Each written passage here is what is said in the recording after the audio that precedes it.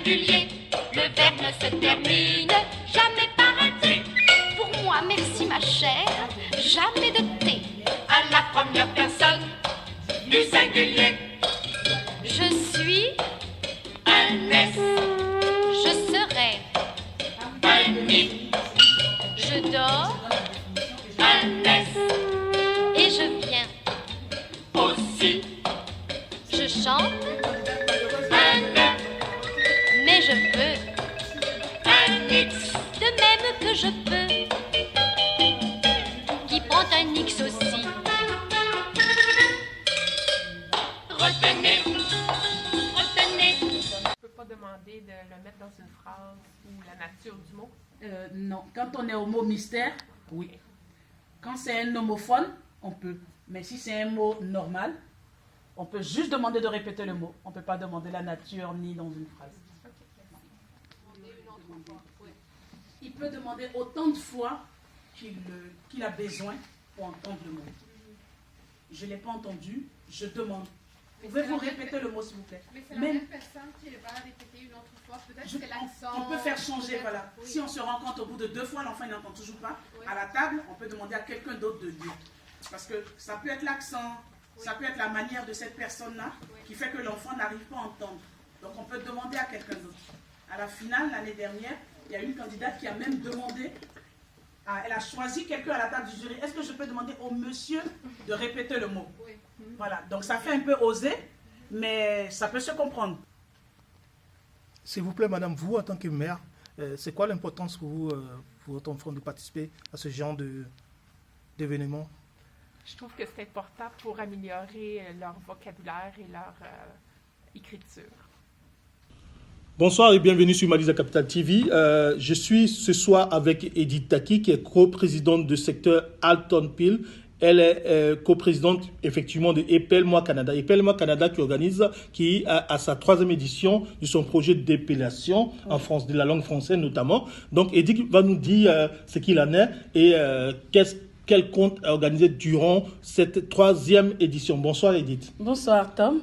Merci à Maliza Capital Je de t'en nous prie. accompagner. Alors, Épelle-moi Canada n'est pas un concours d'épellation seulement. D'accord. C'est un programme éducationnel pour les jeunes. Donc, nous sommes en partenariat avec Spelling Bee of Canada pour promouvoir la langue française et particulièrement le bilinguisme au Canada. D'accord. Donc, le concours d'épellation dont tu as parlé tout à l'heure, qui est à sa 3e édition, est l'un des programmes d'Épelle-moi Canada. L'un des programmes. L'un des programmes d'Épelle-moi Canada. Donc, Épelle-moi Canada intervient aussi à travers son logiciel.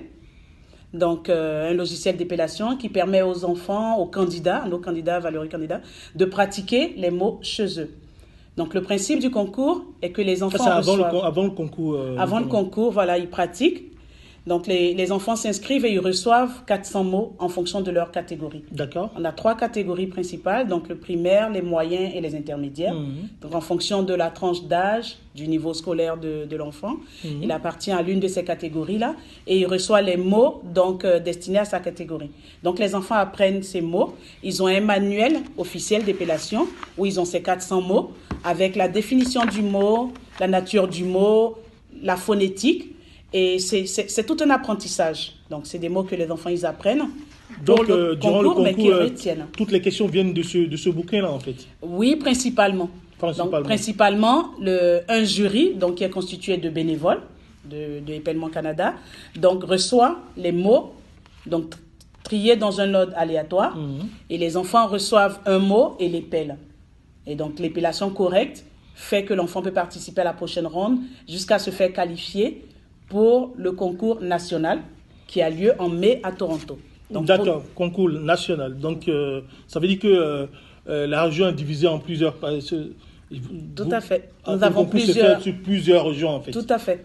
Donc, les sélections régionales commencent là, le 2 mars, avec la région de Windsor. Et nous avons la région de London, Simcoe, Markham.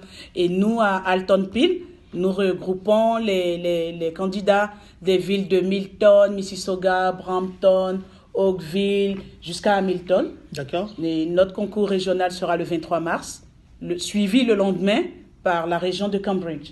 Donc, Épelle-moi est représenté comme ça par des chapitres dans chacune des régions.